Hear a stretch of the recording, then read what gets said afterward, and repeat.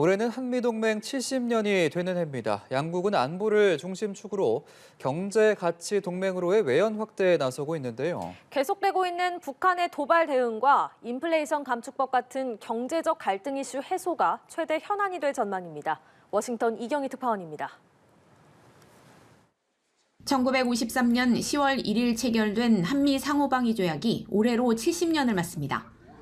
지난해 5월 한미 정상이 안보뿐 아니라 경제기술, 가치동맹으로의 외연 확장을 약속한 가운데 양국은 다방면에서 시도에 나서고 있습니다. 특히 지난해부터 이어지고 있는 북한의 위협은 안보 협력에 있어 양국을 한층 밀착하게 만들었습니다.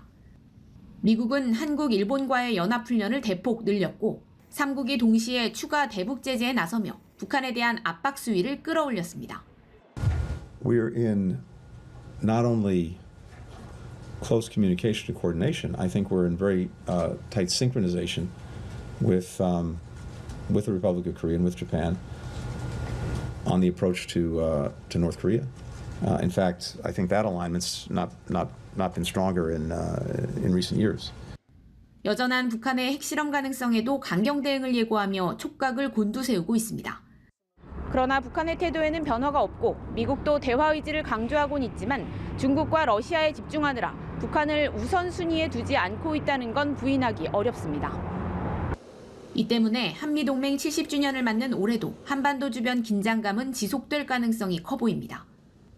북미 간 갈등 고조가 대화로 이어진 전례가 있다는 점에서 북한의 추가 핵실험 이후 국면 전환 가능성도 거론되지만 미국과 중국, 러시아 사이 신냉전 양상이 계속된다면 큰 변화를 기대하긴 어렵습니다.